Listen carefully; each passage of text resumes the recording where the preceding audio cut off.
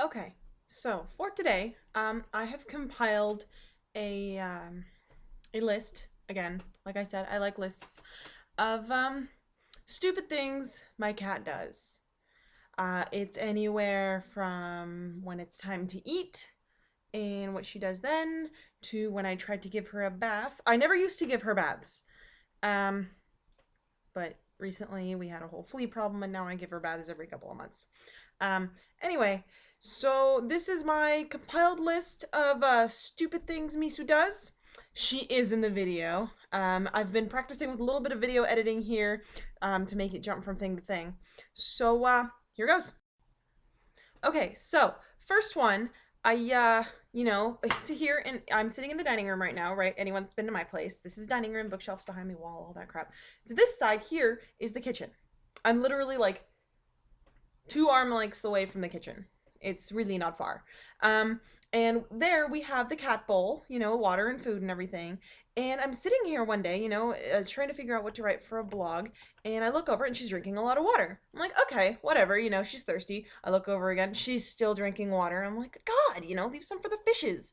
And next time I look over, she's just sitting there. Like she's literally sitting with her face like planted into her water bowl. I mean, like, no, she's like nose deep, when you plant it in, she's like nose deep in the bowl, just kind of chilling there. And I'm like, Misu, are you suicidal? Oh my God. And she looked up and like shook her face off and shook the water off her face and meow. It's like, what the hell? Or get this, in the mornings, right? When I wake up, and like Alex feeds her some mornings, like the mornings I have to go to work because I go to work so early and he goes later, and so he feeds her a little bit later. But in the mornings where I'm the one feeding her, then seriously, if I lay in bed for even like 5 minutes after waking up, she knows. She gets up, jumps up on the bed and starts pawing at me and meowing and meow, feed me. I'm like, shut up. I'm trying to sleep. Leave me alone. And then of course I get up because in the morning, first thing you got to do, you got to pee. You got to have your morning pee. So I get out of bed and I wander down the hallway into the bathroom, and if I'm by myself, I'm too lazy to shut the door. I'll like leave it open a crack. And in comes this little paw through the side of the crack. Meow. I'm like, dude, chill out. I'll feed you in 5 minutes. Meow. And I flush the toilet and I get up and I go to wash my hands, and then I see her little head popping in the side of the door. I'm like, seriously? Really? Can I get like a minute of privacy? No. And so I come out and I'm like, I'm just gonna crawl back into bed. I'll feed her in like 10 minutes. And she goes sprinting down that hallway, out the bedroom door, and into the living room, and expects me to follow her to the food bowl. She's like running. I mean, like hardcore, like marathon running. And she stops at her food bowl and she turns around and sees I'm following her. No. And then she comes running back. Meow! Why aren't you following me? Meow! And then bothers me and paws at me and harasses me. I'm like, dude! I'll feed you soon. I promise. I will not forget to feed you this morning. Good God. Or get this, she gets absolutely psychotic over some good catnip. That little yellow ball has catnip in it. Or like, for example, when it gets hot out, right? Every so often, in the summer, it'll get hot. It's Oregon, but it gets hot sometimes. And I mean, I come home from work, or even if I'm not coming home from anywhere, I've been home all day, I'll turn and look at her, and I see her laying in the openest part of the room, where there's the most amount of space, and she is sprawled out. I mean, like, she's laying on her back with her arms and her paws and her legs and everything just sticking right out. And I turn and I go, hey, Misa. She goes, meow. I'm like, oh my God. And she's just like, balls out, she's a girl cat, so she doesn't have balls. But I mean, she's out there. I mean, everything is to bear. She has nothing to hide. Why do cats do that? I mean, is it she trying to like cool down her belly, or does she think she looks cool?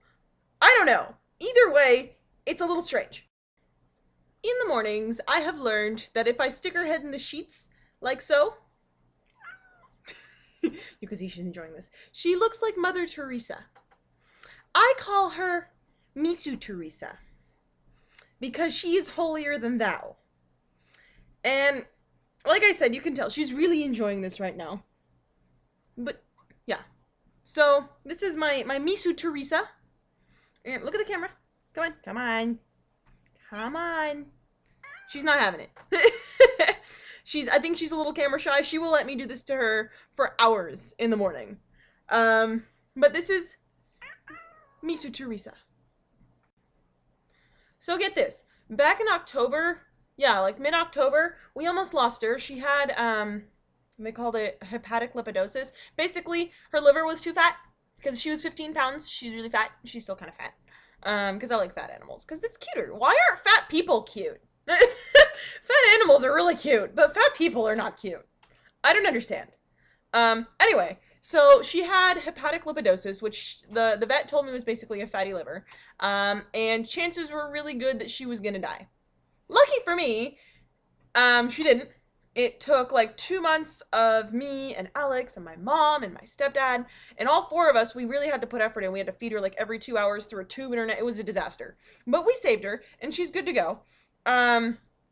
But she got really, really afraid of the car because during that time, because every time we got in the car, it meant we were going to the vet. And I mean, when we were at that point with her, we were going to the vet every day, every other day, and she hated it. I mean, we would go in there, I put her down on the table, they'd pick her up, and I'm sitting there in the room just waiting for them to do like blood tests or whatever, and all you hear is screaming as if she's being stabbed, and it's just, I was like, oh my god, my baby.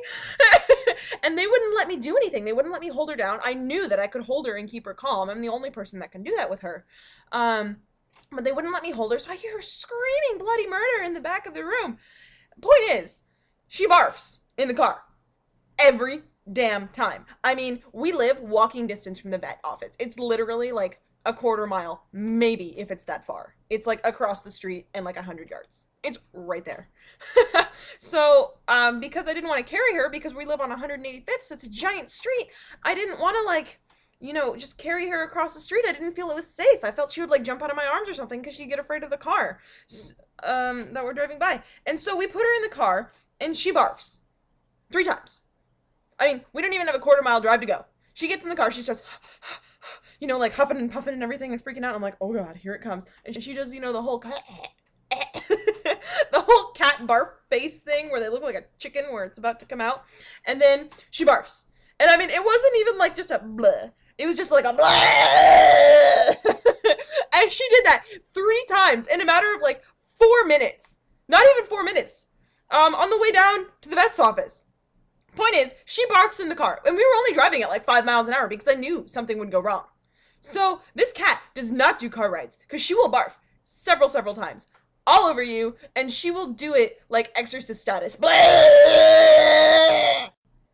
Or like, she's a cat, she uses the litter box a lot. I don't know what her deal is with her system, but she uses the litter box all the time. And she goes in there, normal day, right? She goes in the litter box, does her thing, and I mean, on the times where she's in there for a long time, you know what she's doing, which is fine. That's what bodies are made to do.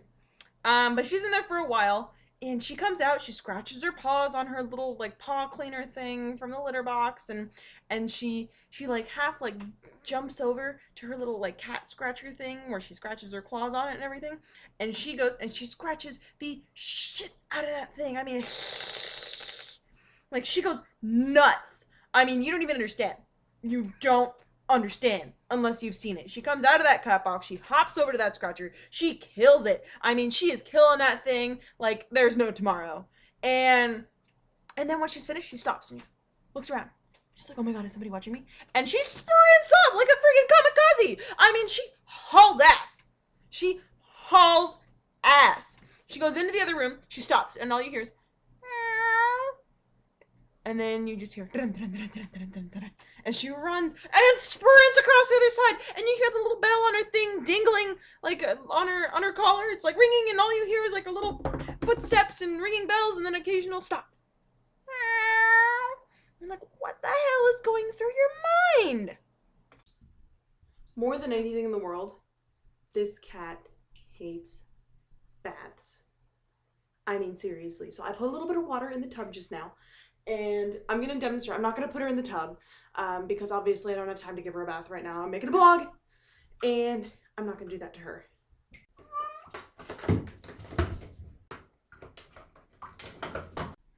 So there are a couple examples of why my cat is a little bit nuts. I understand this is hard to capture through a video because a couple things had to be a little bit forced, you know, such as like the catnip, that's not her usual catnip routine, or the bathtub, she usually freaks out like 6 times as much. But you get like a little bit of a feel as to the level of excitement that goes on around my place because this cat is a little bit crazy. But again, if you've never met this kitty, you're gonna have a harder time understanding what I mean. So, yeah.